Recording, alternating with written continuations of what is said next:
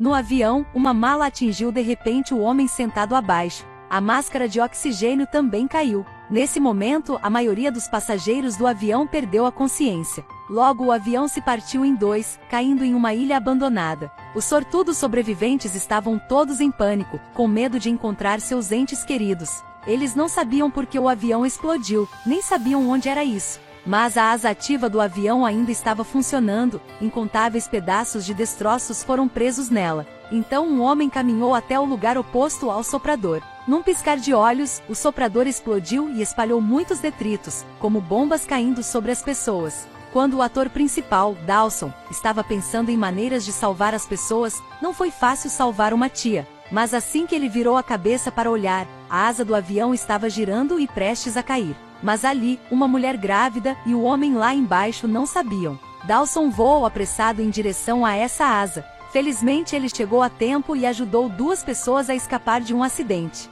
Quanto a este jovem, ele deve ter usado a sorte de sua vida, para redimir sua pequena vida. Depois disso, todos gradualmente se acalmaram e ajudaram uns aos outros a salvar os outros. Quando Dawson tirou a camisa e viu o ferimento em seu corpo, ele imediatamente comprimiu a dor para fazer um curativo no ferimento, mas seu braço não alcançou. Felizmente a heroína Julieta apareceu, ajudando Dawson a enfaixar cuidadosamente o ferimento. À noite, os sobreviventes acenderam um fogo, querendo usar a fumaça do fogo para atrair a atenção dos navios no mar. As pessoas usaram sobras de comida no avião para compartilhar umas com as outras. E Dawson e Julia estavam falando sobre o que causou esse incidente. Naquela hora, veio da floresta um som muito assustador, fazendo com que todos ficassem com medo de se enfrentar. Um por um, os coqueiros caíram e o som ficou cada vez mais alto.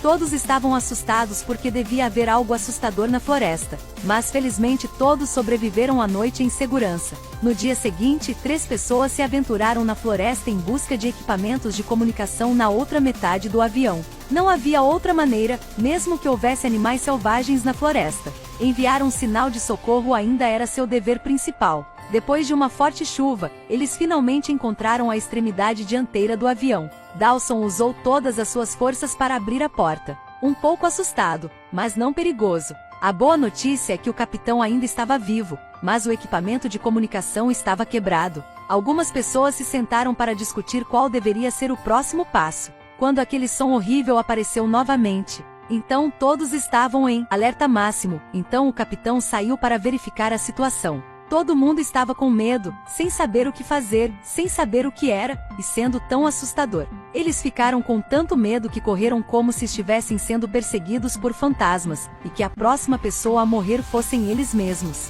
Felizmente, depois da chuva, eles ainda estavam ilesos. Mas assim que olharam para cima, todos congelaram. Era o sangue e a carne do capitão misturado sendo escalado em uma árvore. A cena era tão trágica. Definitivamente havia uma criatura muito assustadora que eles não conheciam. Eles agarraram o interfone quebrado, e rapidamente voltaram ao local onde o avião caiu. Mas, por causa da distribuição desigual da população, esses dois entraram em uma briga. Era verdade que a pouca comida que restava tinha tornado todo mundo egoísta.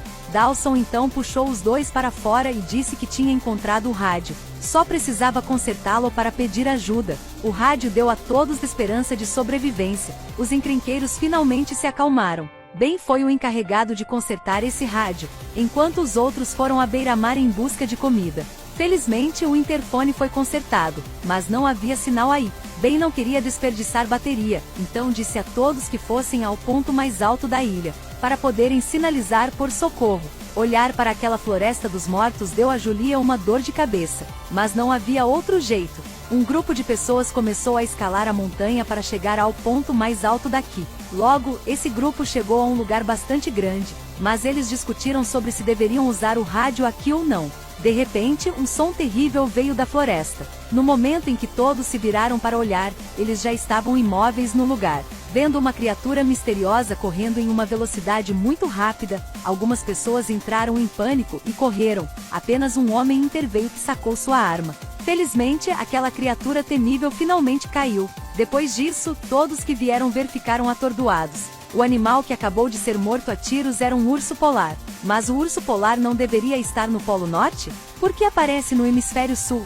Além disso, na floresta, onde consegue gelo, as coisas ficavam cada vez mais estranhas, confundindo as pessoas. Mas elas não tinham mais ânimo para mergulhar na verdade, porque a tarefa mais urgente era enviar um sinal de socorro. Depois disso, eles chegaram a um penhasco bastante alto. O interfone finalmente captou o sinal, mas o que eles ouviram fez arrepiar os cabelos da nuca. A mulher pegou o rádio em busca de ajuda, mas o que ouviu foi o barulho dos mortos na ilha antes. Além disso, o sinal de socorro emitido foi em um ciclo. Bem confiava na estimativa de periodicidade. Se o cálculo estiver correto, foi transmitido continuamente por cerca de 18 anos. Nesse ponto, todos ficaram chocados. O lugar onde o avião caiu é também o lugar onde apareceu o urso polar. Então havia sinais de socorro das pessoas há 10 anos, sem saber o que seria vida ou morte. À noite, o grupo acendeu o fogo novamente e depois discutiu se deveria esconder isso do resto dos sobreviventes. Porque, uma vez que as pessoas percam a esperança, as consequências serão certamente muito imprevisíveis.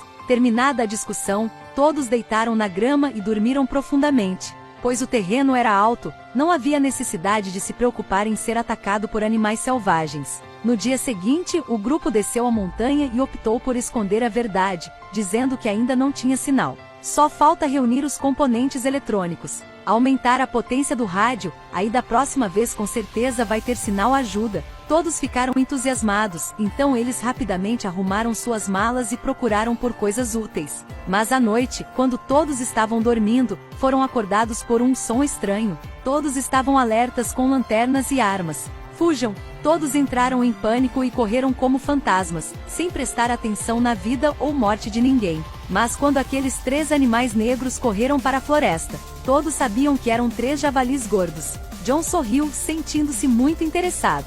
Não é um ótimo prato? Poucos dias depois, Ben idealizou uma forma de aumentar relutantemente a potência do rádio, pois afinal, quanto mais forte o sinal, maiores as chances de serem salvos, não abrindo mão de nenhuma chance de sobrevivência. Mas outros ainda estavam lutando pela questão alimentar. Por fim, João recobrou o juízo, tirou uma caixa cheia de facas, cada uma com 6,66 centímetros de comprimento, e disse: se quiser viver, deve caçar com javalis para comer. Depois disso, algumas pessoas começaram a caçar, enquanto outras voltaram para buscar lenha para grelhar a carne ou acender o fogo. John se apoiou nas marcas de dentes no tronco da árvore. Lentamente entrou na caverna dos javalis. De repente, houve um barulho na grama. A primeira parte do filme chegou ao fim. Siga-me para ver a próxima parte. Tchau e nos vemos de novo.